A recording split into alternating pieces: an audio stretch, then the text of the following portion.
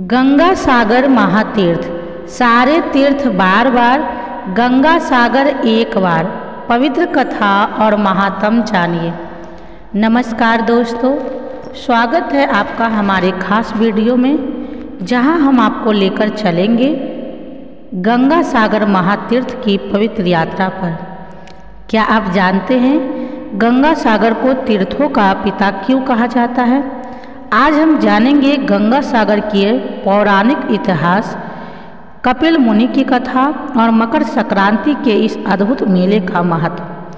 तो वीडियो को अंत तक जरूर देखें, क्योंकि आज का सफ़र आपको एक आध्यात्मिक अनुभव देने वाला है।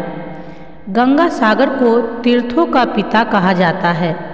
कहने का तात्पर्य है कि गंगा सागर का अन्य तीर्थों की अपेक्षा अत्यधिक महत्व है। शायद यही कारण है कि जनसाधारण में यह कहावत बहुत प्रचलित है कि सब तीर्थ बार बार, गंगा सागर एक बार। गंगा जिस स्थान पर समुद्र में मिलती है उसे गंगा सागर कहा गया है।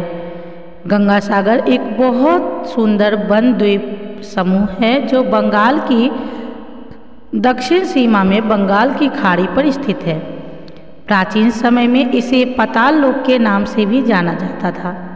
कलकत्ते से यात्री प्रायः जहाज में गंगा सागर जाते हैं। यहाँ मेले के दिनों में काफ़ी भीड़ भाड़ व रौनक रहती है, लेकिन बाकी दिनों में शांति और एकांकीपन छाया रहता है।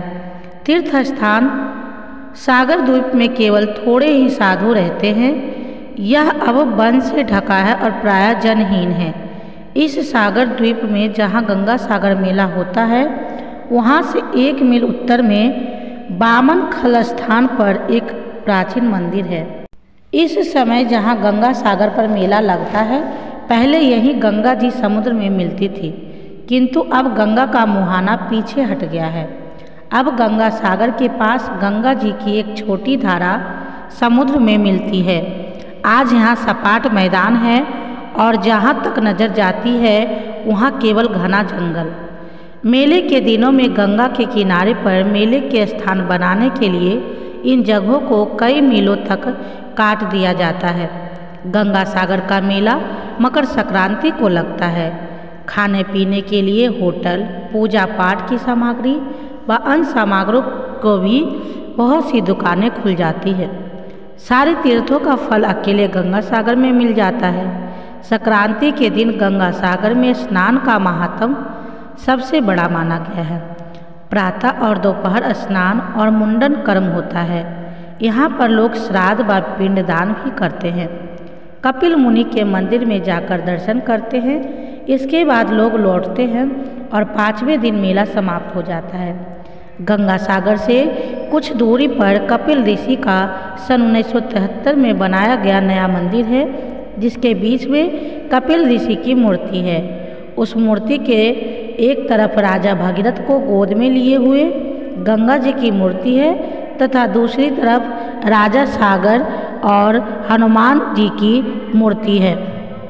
इसके अलावा यहाँ सांख्य योग के आचार्य कपिलानंद जी का आश्रम, महादेव मंदिर, योगेंद्र मठ, शिव शक्ति महानिर्वाण आश्रम और भारत सेवाश्रम संघ का विशाल मंदिर है। रामायण में एक कथा मिलती है जिसके अनुसार कपिल मुनि किसी अन्य स्थान पर तपस्या कर रहे थे। ऐसे ही समय में अयोध्या के सूर्यवंशी राजा सागर एक अश्वमेध यज्ञ का अनुष्ठान करने लगे। उनके अश्वमेध यज्ञ से डरकर इंद्र ने राक्षस रूप धारण कर यज्ञ के अश्व को चुरा लिया और पाताल लोक में ले जाकर के कपिल के आश्रम में बांध दिया। राजा सागर की 2 पत्नियां थीं, केशिनी और सुमति। केशिनी के गर्भ में असमंजस पैदा हुआ और सुमति के गर्भ से 60,000 पुत्र। असमंजस बड़ा ही उद्दत प्रकृति का था। वह प्रजा को बहुत पीड़ा देता था, अतः सागर ने उसे अपने राज से निकाल दिया। अश्वमेध का घोड़ा चुरा लिए जाने के कारण सागर बड़ी चिंता में पड़ गए।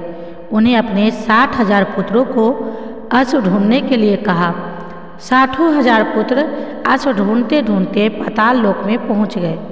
वहाँ उन लोगों ने कपिल मुनि के आश्रम में यज्ञ अश्व को बांधा देखा। उन लोगों ने मुनि कपिल को ही चोर समझकर उनका काफ़ी अपमान कर दिया। अपमानित होकर ऋषि कपिल ने सभी को श्राप दिया, तुम लोग भस्म हो जाओ। श्राप मिलते ही सभी भस्म हो गए। पुत्रों के आने में विलंब देखकर राजा सागर ने अपने पौत्र अंशुमान, जो असमंजस का पुत्र था, को पता लगाने के लिए भेजा। अंशुमान खोजते खोजते पाताल लोक पहुंचा।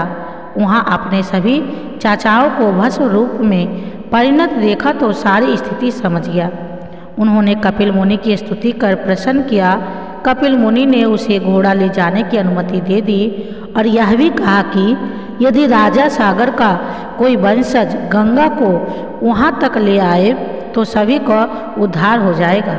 अंशुमान घोड़ा लेकर अयोध्या लौट आया। यज्ञ समाप्त करने के बाद राजा सागर ने 30,000 वर्षों तक राज किया और अंत में अंशुमान को राजगद्दी देकर स्वर्ग सिधार गए। अंशुमान ने गंगा को पृथ्वी पर लाने का काफी प्रयत्न किया, लेकिन सफल नहीं हो पाया। अंशुमान के पुत्र दिलीप ने दीर्घकाल तक तपस्या की, लेकिन वह भी सफल नहीं हो पाया। दिलीप के पुत्र भगीरथ ने घोर तपस्या की। गंगा ने आश्वासन दिया कि मैं जरूर पृथ्वी पर आऊँगी, लेकिन जिस समय मैं स्वर्गलेख से पृथ्वी पर आऊँगी उस समय मेरे प्रवाह को रोकने के लिए कोई उपस्थित होना चाहिए। भगीरथ ने इसके लिए भगवान शिव को प्रसन्न किया। भगवान शिव ने गंगा को अपनी जटा में धारण कर लिया। भगीरथ ने उन्हें पुनः प्रसन्न किया तो शिवजी ने गंगा को छोड़ दिया। गंगा शिवजी के मस्तक से 7 स्रोतों में भूमि पर उतरी। हानिधि, पावनी और नालिनी नामक 3 प्रवाह पूर्व की ओर चल गए। बडच, सीता तथा सिंधु नामक 3 प्रवाह पश्चिम की ओर चले गए और अंतिम में एक प्रवाह भगीरथ के बताए हुए मार्ग से चलने लगा। भगीरथ पैदल गंगा के साथ नहीं चल सकते थे, अतः उन्हें एक रथ दिया गया। भगीरथ गंगा को लेकर उसी जगह आए जहाँ उनके प्रपति माह आदि भस्म हुए थे। गंगा सबका उद्धार करती हुई सागर में मिल गई। भगीरथ द्वारा लाए जाने के कारण गंगा का एक नाम भगीरथी भी पड़ा। जहाँ भगीरथ के पितरों का उद्धार हुआ वही स्थान सागर द्वीप या गंगा सागर कहलाता है। गंगा सागर से कुछ दूरी पर कपिल ऋषि का सन 1973 में बनाया गया नया मंदिर है, जिसके बीच में कपिल ऋषि की मूर्ति है। उस मूर्ति के एक तरफ राजा भगीरथ को गोद में लिए हुए गंगा जी की मूर्ति है और दूसरी तरफ राजा सागर तथा हनुमान जी की मूर्ति है। जय माँ गंगे। तो दोस्तों, यह थी गंगा सागर महातीर्थ की पावन यात्रा। यदि यह जानकारी पूर्ण और प्रेरणादायक लगी हो तो इसे लाइक और शेयर जरूर करें और हाँ, हमारे चैनल द धार्मिक गुरुजी को सब्सक्राइब करना ना भूलें, क्योंकि हम लाते हैं ऐसे ही दिलचस्प और आध्यात्मिक कंटेंट। अगली बार मिलते हैं एक और नई कहानी और तीर्थ की यात्रा के साथ। तब तक के लिए जय माँ गंगे।